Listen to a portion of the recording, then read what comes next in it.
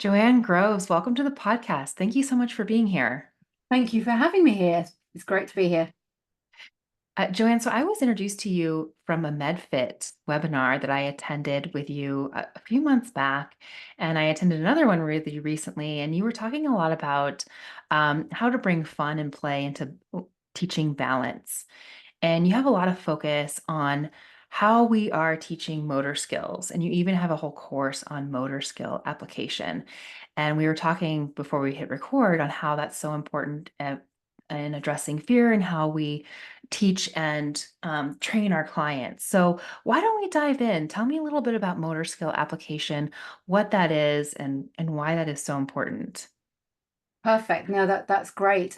Motor skill application is really everything that we've been doing since we were born, and we start to put together our skills. And when we get good at something like learning to walk, we've got an inspiration where we want to get to mum or dad, and on the way we might fall, we might wobble, but all the while lots going on. So we're learning how to sequence our muscles, but we're also learning how we can put the right power output at the right time. So if you think about, if you get a coffee, it's nice and light, but if you kind of like and just chucked it over your head, that would be the wrong sequence, and that would not have the power at the right time. So it's that combination of getting the coordination of those intra and intramuscular contractions all at the same time.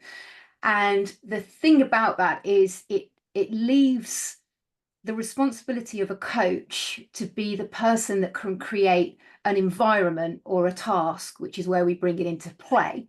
And we can create a really dynamic environment where someone goes, oh, I know I've got to touch that cone, and they work out how they touch that cone. So it's less prescriptive. When I first started, everything was knees in line with toes, shoulders pulled back and down, brace your core, abs pulled in at 30%. And you're like, which one? Whereas, when we first start to learn a movement, we may need some instructional intrinsic coaching cues. But from the moment that somebody has managed to find success, we then need to back off the lip service and find a way that we can be creative. And that's where gameplay, and that's where using, something that has a feedback to it. You've got to put this ball on top of that cone. If you didn't, because it falls off the cone. So you've got that feedback of, oh, that wasn't successful, let's try again. But the great thing about that, by having a task, having gameplay, it gives the client the opportunity to self-organize their body. And that becomes a far quicker way of learning.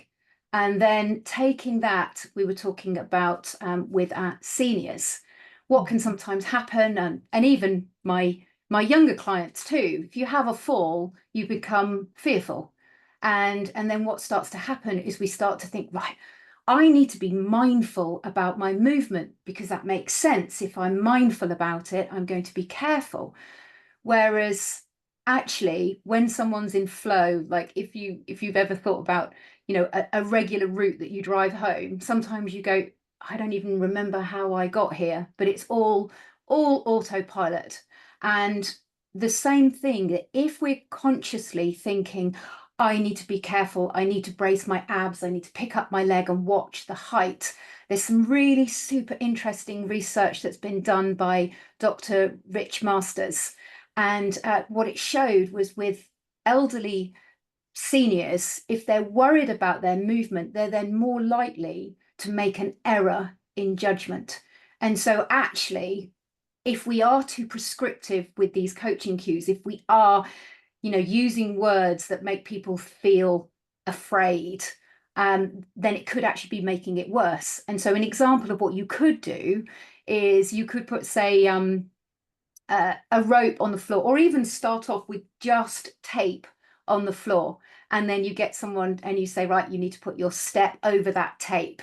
And then we're going to turn sideways, step over that tape. And of course, they're fine with that. But then when they're not there, you put a thicker tape on. And so they come back and then they continue to step over the tape. And then you might switch this tape for a rope. and they're stepping over it. And then this might change for a hurdle. And then gradually you start to increase that hurdle until 4 sessions later, they go, are you like dabbling with this hurdle here? And you have, but in that time, they've already adapted their motor skills, that coordination of those intramuscular contractions, and they've learned, and they don't know how they've learned, so they can't unlearn it. And that's the key, because they're not conscious about it. And that's the same thing with our sports athletes. So if you've had, if you've ever played a game where you've been I really want to win, and if the pressure's on, that can be the point where somebody goes, I just can't do it. I'm just, and you freeze.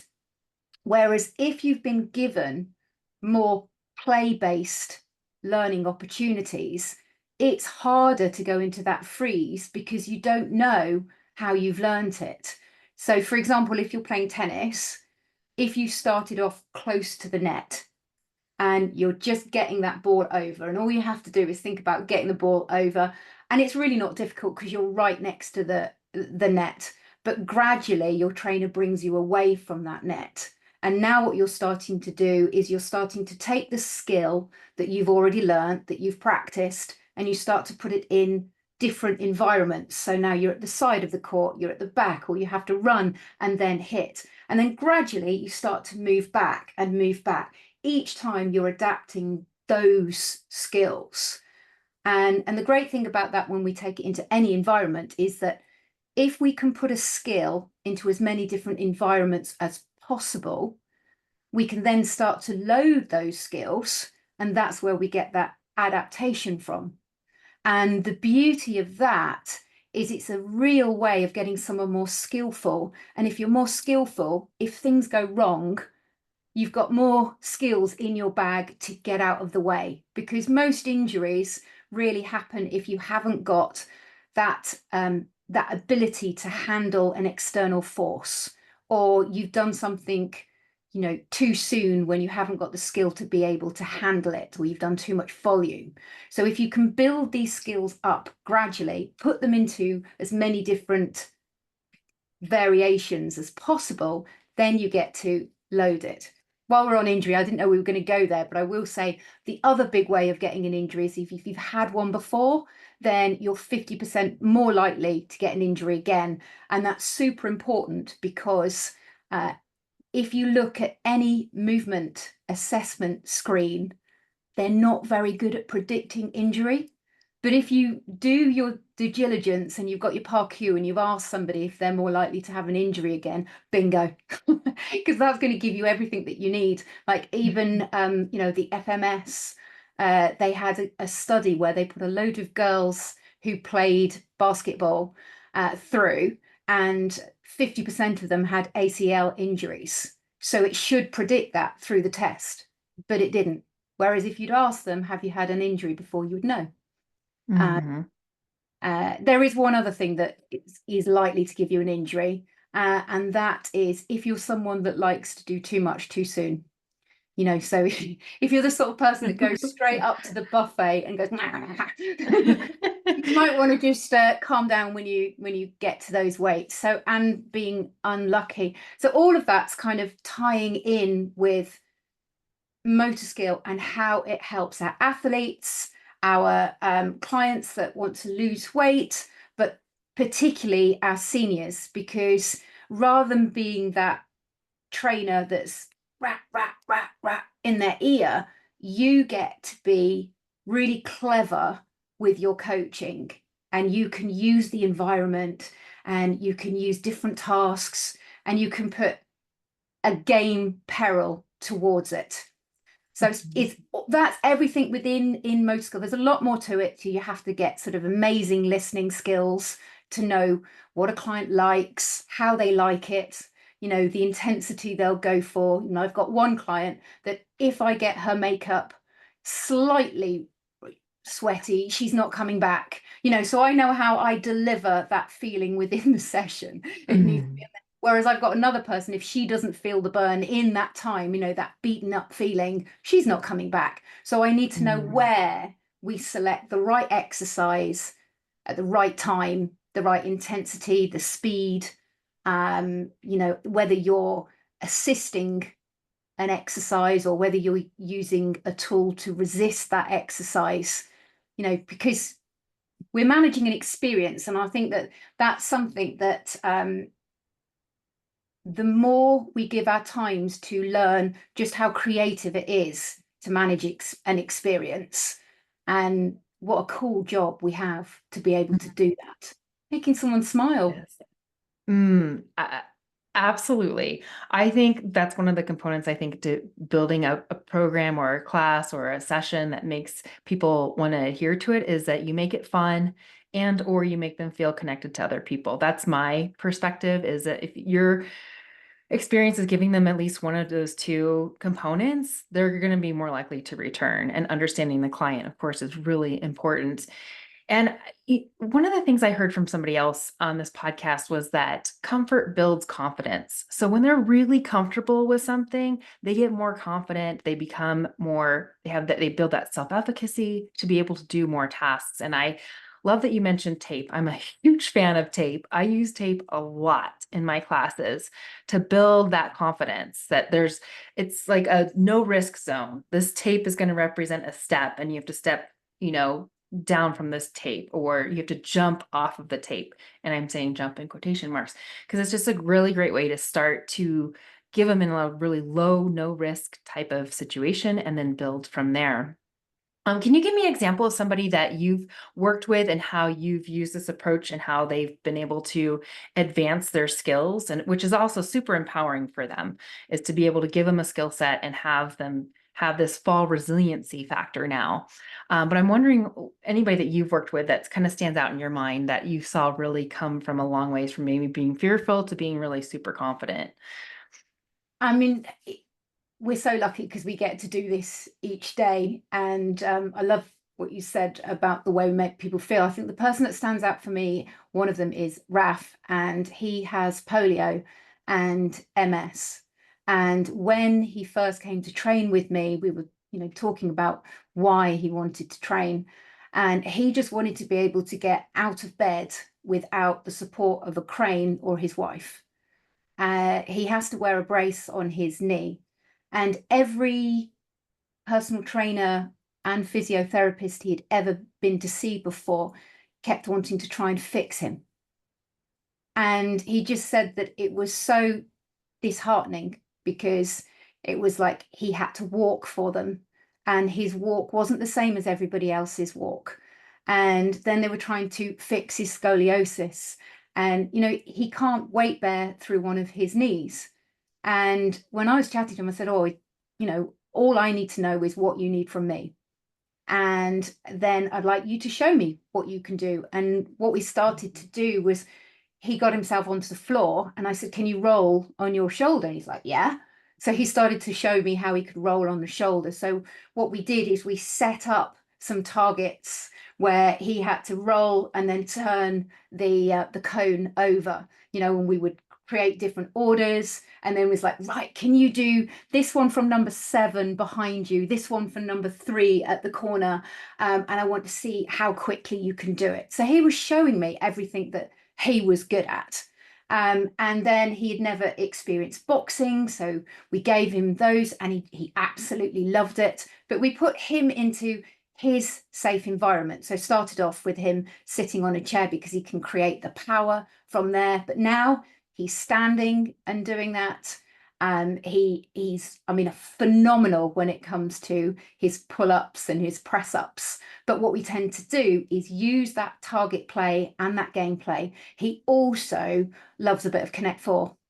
And he's a maths teacher, and it turns out he's extremely competitive. So when I beat him at Connect 4, it was a highlight and a real low point for him. And when you said before, when we start off, everything was about, I wanted him to feel comfortable, and I wanted him to know that I wasn't there to fix him. I can't take away polio, and I don't know what's going to happen with his MS. But what I do know is that I can help give him the tools so that if his child leaves the Lego out, he can navigate it. And if he does fall in the bathroom, he's now got a route through his shoulder, which he knows he's going to be able to roll confidently through. But as the time's gone on, I'm able to be nastier. So where you said, we start with that confidence, but like all good movies, if they were all about happy, lovely, fluffy bunny rabbits the whole way through, it's like, oh, I'm bored of this. So what we also teach on motor skill is how to deliver exercises that create specific emotions so that you are literally managing your client's experience. And so with him, for example, I now know the things he loves, and we'll start off in his comfortable place. And then it's almost as though he knows that I've switched camps. And then this is where I might take him into a standing boxing circuit. And he knows that's more challenging because he's got to navigate his balance, those sorts of things. We might have some more speed drills using those targets. I've had him crawling on the garden, everything, but that's where I get nasty. And that's when I start to push the energy systems and go, right, and we even played Connect Four, where between each one, he had to do a different exercise afterwards. And I think he ended up doing like 52 pull-ups. It was phenomenal. And he was just so excited by that. So the middle bit becomes quite nasty. And then at the end, we get to play back whether it's something that was a challenge and they get to overcome that and see how much better they are at the thing. But then they leave the session with a little bit of a preview of what's coming next. And you've got this whole experience then wrapped up. So I think for me, he is, he's fabulous, and he's really taken on board all the different games we play. This week I had him with a Viper, and I was throwing a ball, and then he had to aim the ball at the cones that we had set out, very much like a bowling alley. So it was on a point system, and he had 10 shots, and if he got all of them down, then I had to do a forfeit. Whereas if it went the other way, I got to make him do a forfeit. So playing those games, playing with the emotion is fun. Oh my gosh, what a great story. And it's also, I mean, a huge factor of training is building trust with your client. They need to trust you. They need to trust that you aren't going to ask more from them than what they can or want to do. And you talked about getting to know your client. What are some important questions that you think are for trainers to ask when they're first getting introduced to a client so that they really understand, where this person wants to go, where they're at with their fear? What are some of those questions that you like to ask? I would say that is a big subject. And I would say most trainers, if you say listening is important, they go, yes, yes, I absolutely listen. And I would say on the straightforward front, if anybody's listening to this now and they think that the first thing their client says is the reason that they're there, you need to go and see a video I've got online that goes into listening at a greater depth, because there is so much to it. And a lot of people still think that we're listening to words, and it's so much more than that. Because actually, when you're really truly listening to your client, it's never about the first thing they say. It's probably not about the second, third, or fourth thing that they say is the reason they're with you. And we really need to dig underneath that to find out what's important to them, why their goal is even on the radar. And sometimes what happens when you're truly listening to that client, you can see they have a moment where they realize, I'm not actually here for weight loss. I thought I was, but I'm actually here because, and it might be their partner's in the other room because they've been snoring and they're worried that they're not coming home at night, and there's a relationship thing happening, or maybe that they lost, a parent, and it's at that moment that you get a different response from your client. It goes from they're talking and they're telling you till suddenly they gulp, and you see their whole demeanor change. They change in their topography, in their spatial awareness to you. Their whole rhythm of speech changes. And it's that moment that they've had an emotional reaction and a sort of like, woof moment. So it's listening to on that cellular level, and getting to know what your client likes, what they don't like, any experiences they've had when it comes to movement in their past. What was it like at school? How did that make them feel? How did they respond when the pressure was on? Are there any things that they've done that they've really loved or not enjoyed? Getting to know those things. And as I said, when you're putting it all together, first of all, we want to build ultimately the best session, the best exercise is the one that brings someone back. You can have all the fancy sort of gadgets and da da da da da, but if they're not coming back because you choose the wrong exercise, the wrong experience, it's gone. So it's always about, like you said, building on that trust. And then when you have developed that trust, keeping their goal in mind. So rather than being on the outside thinking, I really want them to do this because I've experienced it, it was great. It's not about you. It's got to be about the client. And that's the same with when you're coaching. I've seen coaches that I think we've all seen, probably been that coach as well. I'm sure I have in the past where I've gone rah rah rah rah rah rah, and I'm so bored of my own voice by the end of it. And how do you become the coach, that's online, that just uses where they are to make them feel a little bit more, oh, I've got to work hard on this, or back, or that's fantastic, and almost being that the clown when you need to, the the mother that's caring, the sibling that's just get on with it.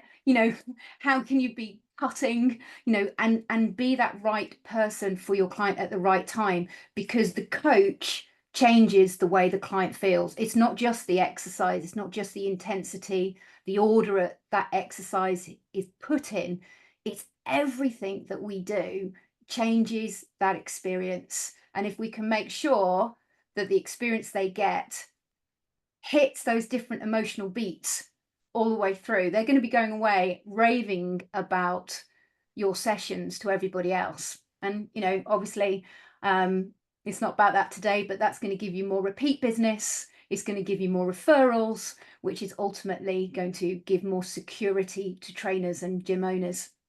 Mm. Oh, I love everything that you said, because so much of what we do, it can be communicated in our body language. That this is something that we don't talk about a lot in this field. We talk so much about physiology and exercise science and the exercise physiology behind training people.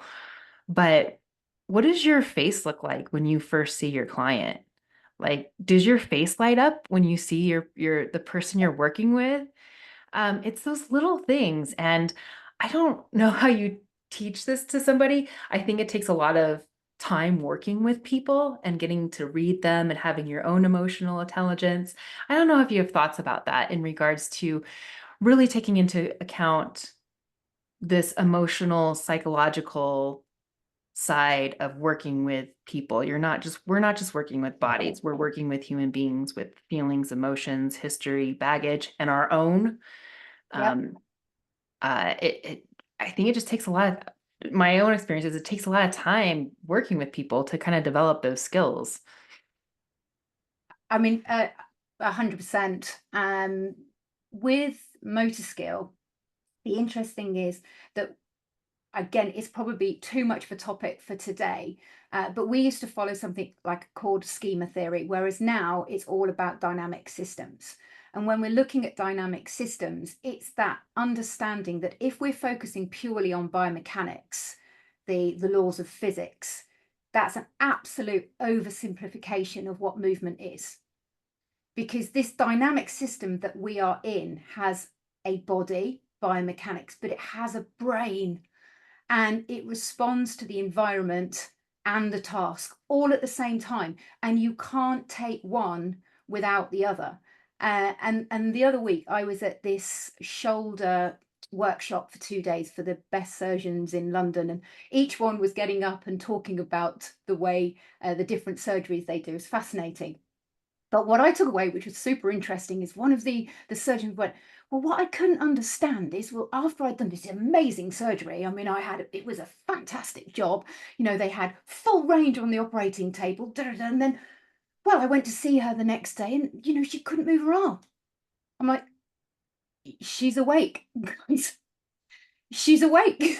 That's why she couldn't move her arm. You know, biomechanically, that now may all be there, but there is fear, there's perception, and you know, and we've talked about words, and which is why it's so important the words that we use, because we could be saying the smallest words of, oh, it looks a bit tight.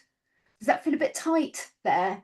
Now, that perception could be, oh, that tight sounds bad, shouldn't have that. And that can then, you know, escalate to, oh, I'm going to be fearful of that movement because it feels tight. And then all of a sudden, you know, the word tight leads to fear, fear leads to pain, and then pain can lead to injury. And then something else that you said that I found quite exciting was you talked about, you know, that moment when someone walks through the door and how you react and how you learn to respond. And there's many things that you can do. One of the things that I love to do is go and do improv, because it really challenges my listening skills. And you really have to be 100%, because you've got to jump on any moment. It could be a gesture change, it could be a change in breath, it could be a change in tempo. And when you start to be aware of this level of listening, it's really, really useful. And when I first started, and I'm sure you know you've done the same, we looked at posture and we looked at how do we correct it. We looked at the way somebody moved, and we were like, oh well, you know, muscles aren't balanced, we've got to change it. But I would say now that every trainer is responding to somebody's posture when they walk through the door, because it's telling you everything about that person. But I'm not saying now, oh, this posture is good and bad. This posture is this person's best way of holding itself under the life that it's currently in, the emotion that it's currently in. And if we, you know, go to a wedding and you look around, the posture in the room, everyone's upright, everyone's feeling good, having a good time. Whereas if you look round at a funeral, or if you go to the vets and you've got to put your dog down, you know, the posture, I mean, you just changed when I Mhm. said that. You know, the Mhm. moment that we have those feelings, our body reacts and responds to it. And so now that kind of helps flip the switch. You know, the old me, if I saw someone running and they're down here, I'd be like, oh, you know, they're tilting over to the left and that's not very good and need to sort their posture out. Whereas now I'd be going, that's awesome, you're running, you have doing a great job. And they go, oh, thanks. And all of a sudden they lift up, and they might experience when they lift up that efficiency, but you've changed it just purely through mood rather than this term of fixing, which I don't like that word, because Mhm. who am I to say that somebody needs fixing? Mhm. Uh, you know, we can help somebody move, and we can give them games and opportunities to use new movements, new skills. We call them movement behaviors. And then when they experience those, that might be enjoyable to them. And they go, oh, I like this one, I'm going to use this one again. But then it becomes about them finding their best way of movement rather than me forcing a one size fits all. Yes, and that's what's so great about the task thing. It's like you're gonna do, you're gonna hit this cone or roll over there, and it's however their body organizes itself to do it, then it's like, cool, that's a success. We're not grading them on how they did that task. They just did the task. Yeah. How did you tell me a little bit about your background and how you became so involved in motor skill application and now teaching this to other trainers. Like, what was your path to get to this point?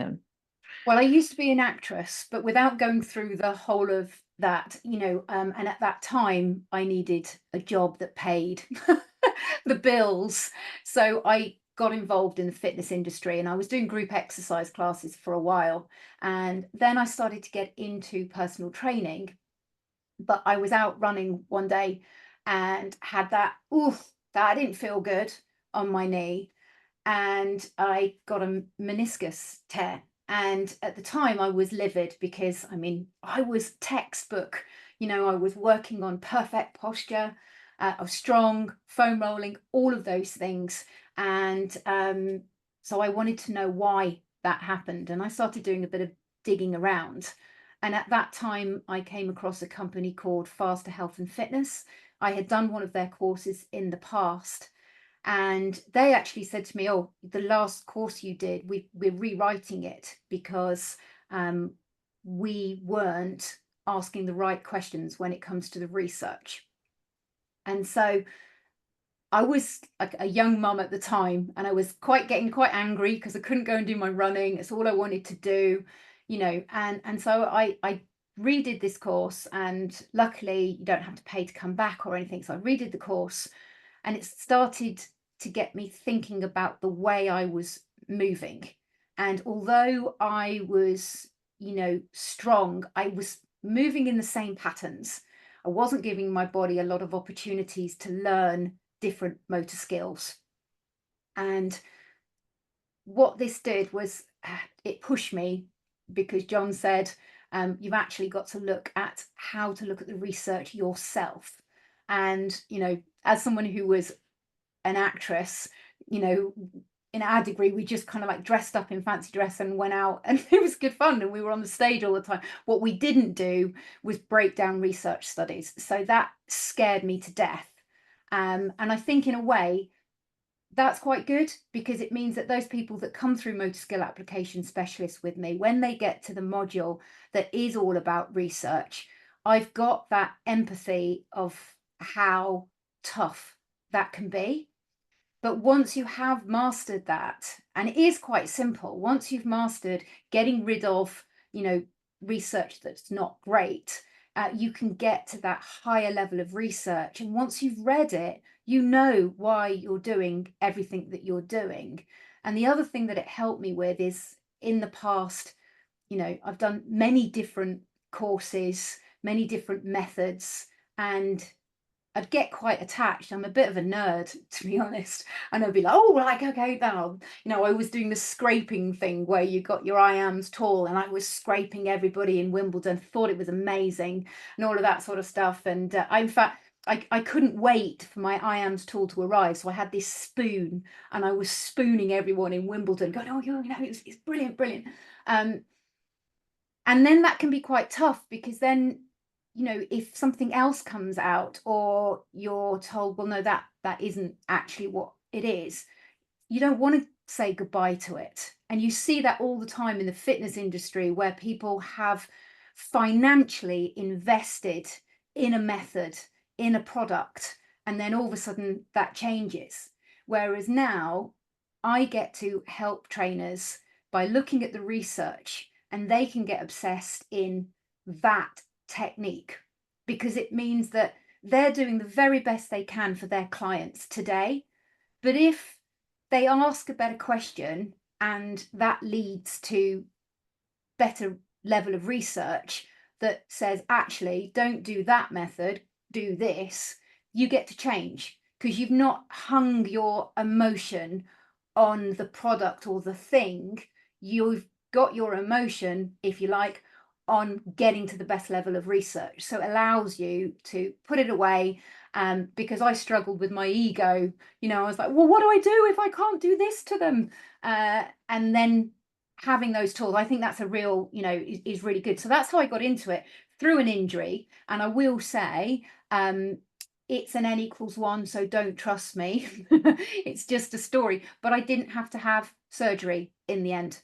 And now if we look at, the research on meniscus injuries, it's actually most of the times it's better to not have surgery if you can avoid it, but that would obviously depend on the person and the situation. So but Mhm. yes, learning to put skills into different environments, and then learning to change the way I communicated with my clients. And I've seen that with the students that have come through motor skill, that potentially with every goodwill, they're still holding on to that instructional style coaching, and doing hands-on and things like that, and being able to give them the confidence to be able to trust themselves, that by cleverly thinking of a task, we call them constraints, you can kind of like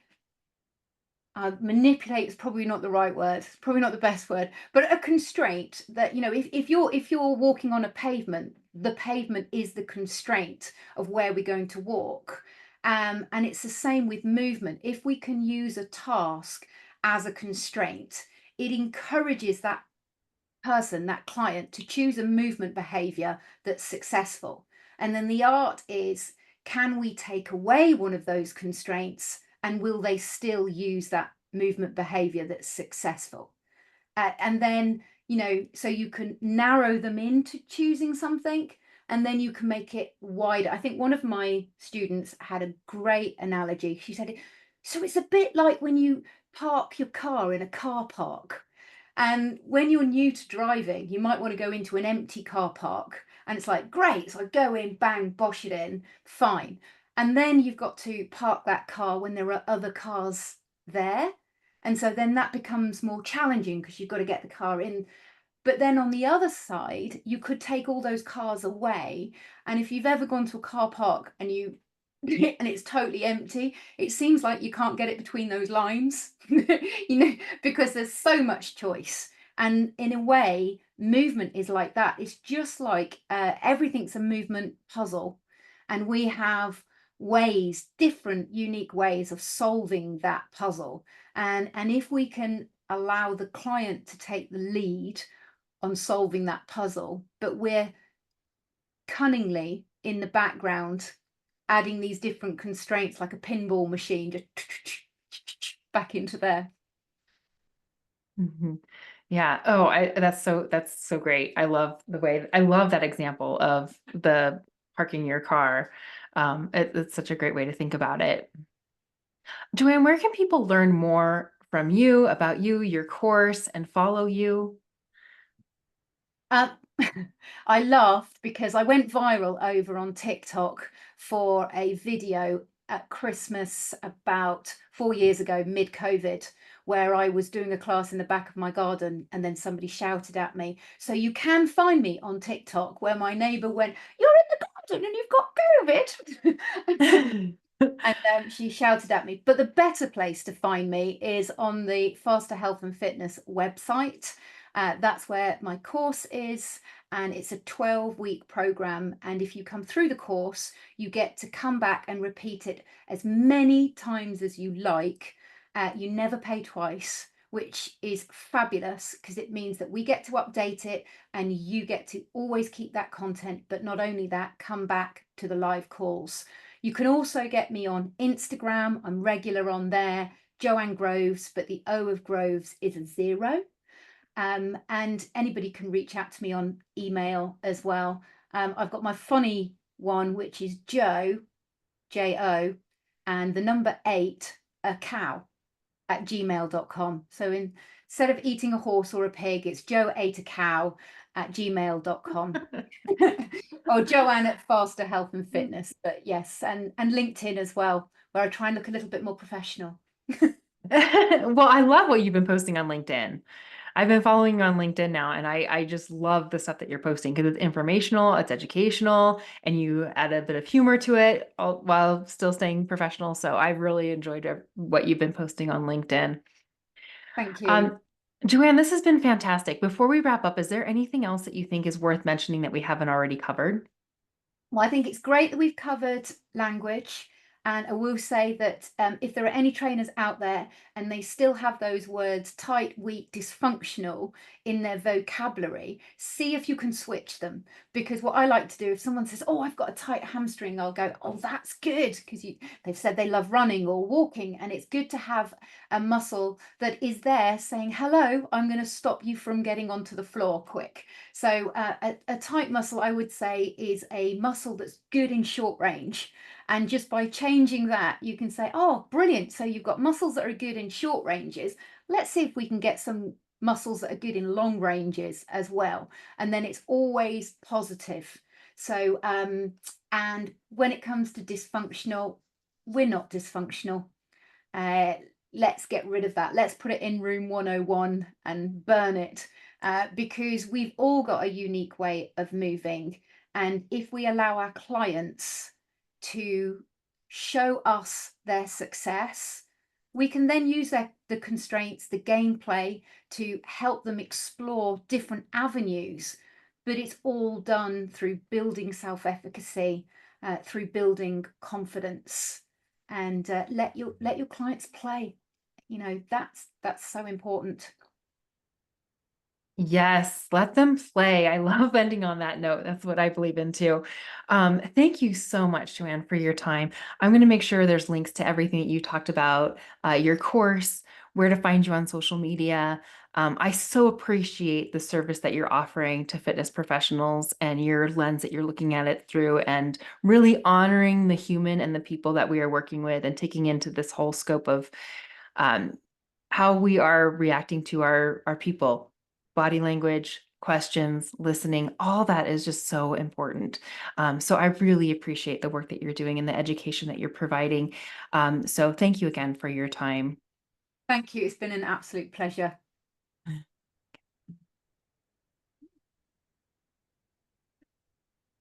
Okay. All right. I think it stopped recording. Nope, stop. There we go.